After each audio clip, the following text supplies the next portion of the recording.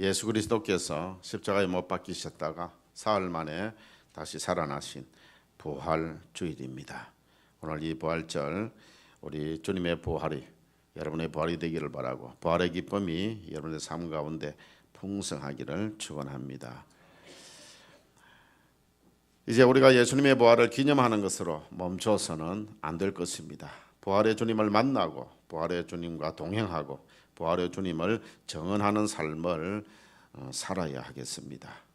한 사람으로 말미암아 죄가 세상에 들어오고 죄로 말미암아 사망이 들어왔나니 이와 같이 모든 사람이 죄를 지었으므로 사망이 모든 사람에게 이르렀느니라. 로마서 5장 12절 말씀처럼 아담 하와가 하나님의 명령을 어기고 선악과를 따먹음으로 말미암아 죽음이 이 세상에 들어오게 되어졌습니다. 실제 우리는 하나님의 형상대로 지음받은 자들이기 때문에 우리에게는 죽음이 없어야 합니다. 그런데 죄가 세상에 들어옴으로 말미암아 사망이 들어오게 되어졌고 그 사망이 모든 사람에게 이르렀다는 것입니다. 그리고 죽음 뒤에는 또다시 오는 것이 있습니다. 한 번 죽는 것은 사람에게 정하신 것이요 그 후에는 심판이 있으리라고 했습니다. 그리고 선한 일을 행한 자는 생명의 부활로 악한 일을 행한 자는 심판의 부활로 나오리라고 했습니다. 죽은 후에 심판이 있고 생명의 부활과 심판의 부활이 있는데 사람들은 부활을 믿으려고 하질 않습니다. 그저 이 세상 죽으면 그만이다 라고 생각하는데 그렇지 않습니다. 여러분 보세요. 메뚜기와 하루살이와 또 개구리의 대화를 들어보십시오. 메뚜기가 말을 합니다. 하루살이야 내일 만나자 그럽니다. 하루살이가 대답하기를 내일이 뭐냐. 여러분들 개구리가 메뚜기에게 말을 합니다. 메뚜기야 내년에 만나자라고 합니다. 메뚜기가 말하기를 내년이 뭐냐라고 말을 합니다. 하루살이는 내일을 믿지 않고 또 한철 메뚜기는 내년을 믿지 않습니다. 그러나 분명히 내일은 있고 내년은 있고 우리의 내세는 있다는 사실입니다. 사람들이 내세인 천국과 지옥을 믿지 않아도 천국과 지옥은 분명히 있습니다. 내세가 있기 때문에 죽은 자의 부활도 있는 것입니다. 예수님은 부활하신 후에 첫 번째로 안식 후 첫날 아침에 막달라 마리아에게 나타나셨습니다. 그 후에 베드로에게도 나타나셨고 그리고 엠마오로 내려가는 두 제자와 다락방에 모여 있었던 제자들에게도 나타나셨고 그리고 40일 동안 계시다가 감람산에서 500여 형제들이 지켜보는 가운데 성천하셨습니다. 오늘 부활주일을 맞이해서 예수 부활이 역사적인 사실임을 부활 증인들을 통해서 확인해보고 저와 여러분들도 부활 증인 되시기를 축원합니다. 부활의 첫 번째 증인을 소개하겠습니다. 막달라 마리아입니다. 마가복음 15장 47절에 보면 막달라 마리아와 요새의 어머니 마리아가 예수 둔 곳을 보더라고 했습니다. 병행구전인 요한복음 20장을 보면은 막달라 마리아는 예수님이 죽으시는 모습만 본 것이 아니라 예수님의 시신이 장사 지내는 그 장면까지 목격을 하게 되어집니다. 막달라 마리아는 예수님의 시신이 어디에 안치되어 있는지를 확인해 두었고 그리고 안식 후 첫날 이른 아침에 제일 먼저 예수님의 무덤을 찾아갔습니다. 그런데 무덤이 비어 있었습니다. 빈 무덤가에서 하염없이 울고 있을 때에 어찌하여 울며 누구를 찾느냐라고 하는 사람이 있었는데 동산지기인 줄 알았습니다. 당신이 옮겨갔거든 어디 두었는지 내게 말해주세요. 그리하면 내가 그걸 가겠다고. 그런데 거기에서 온화한 음성이 들립니다. 마리아야 내가 바로 다시 살아난 바로 네가 기다리는 사람이다. 예수님의 모습을 본 막달라 마리아는 너무 감격해서 제자들에게 달려갔습니다. 내가 주를 보았다. 내가 다시 사신 주님을 보았다. 주님은 다시 살아나셨다. 그렇게 부활하신 주님을 증언했습니다. 부활의 최초 증인이 바로 막달라 마리아입니다. 그리고 부활의 두 번째 증인은 제자들입니다.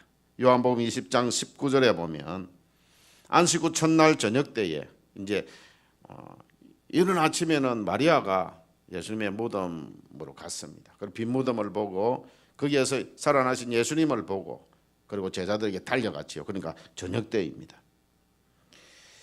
이 저녁 때에 예수님은 문을 닫아놓고 다락방에 모여있던 제자들에게 나타나셨습니다. 너희들에게 평강이 있을지어다.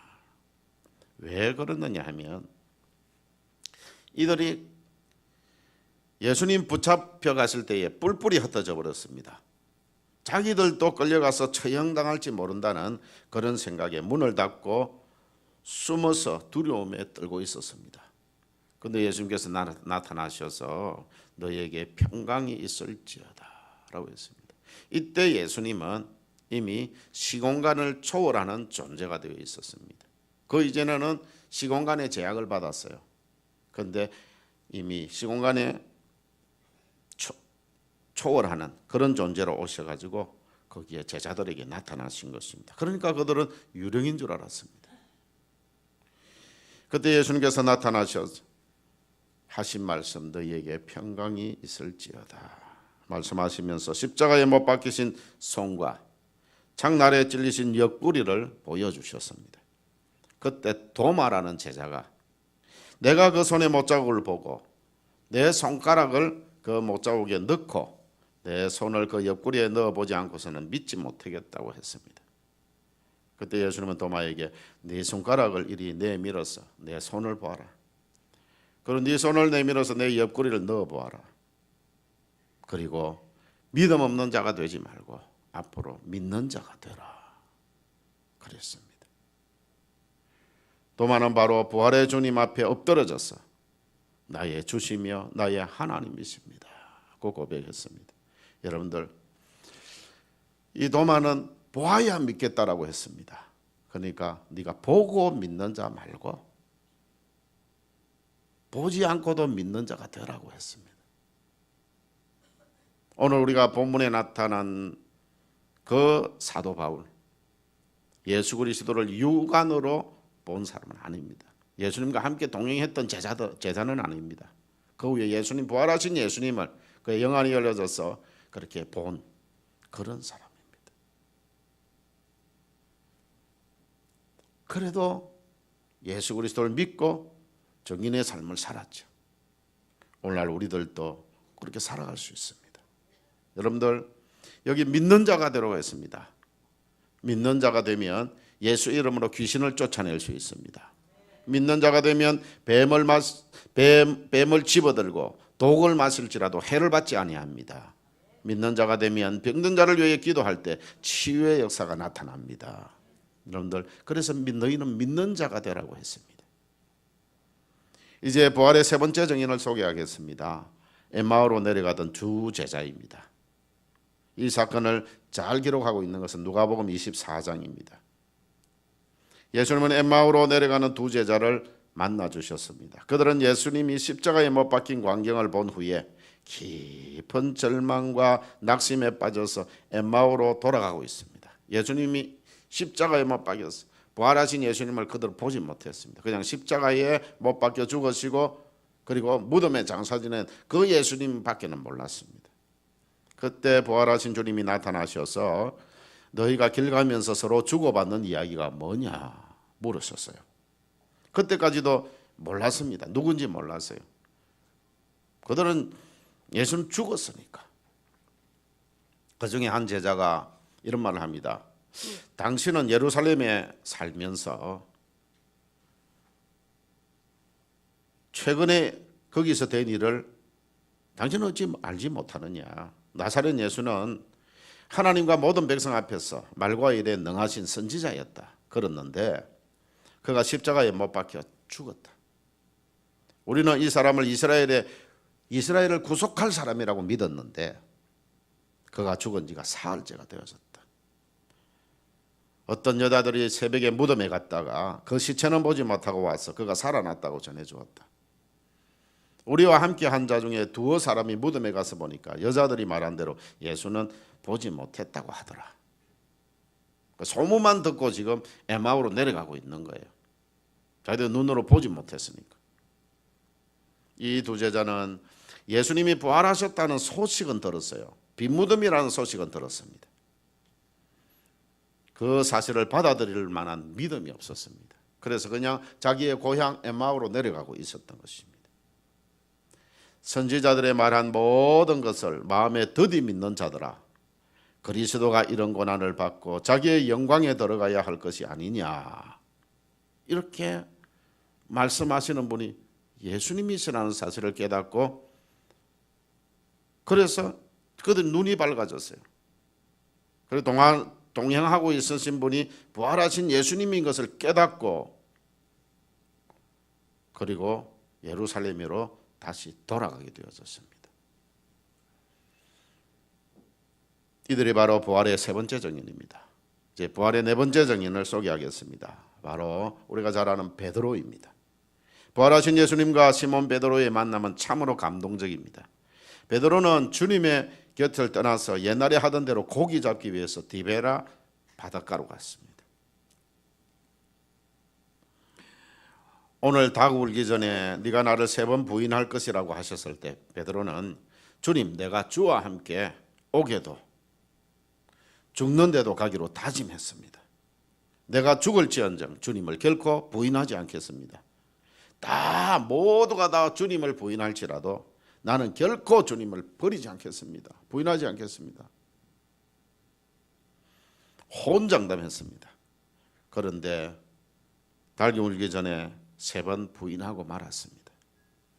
그런데 베드로에게 부활하신 예수님이 찾아오셔서 요한의 아들 시몬아, 네가 이 모든 사람들보다 나를 더 사랑하느냐 하고 3번을 물었을 때에 옛날처럼 혼당남하지 아니하고 그렇게 나는 주님, 저 사람들보다 주님을 더 사랑합니다. 그렇게 혼장담하지 아니하고 주여, 내가 주를 사랑하는 줄 주님이 아십니다. 그랬습니다. 겸손하게.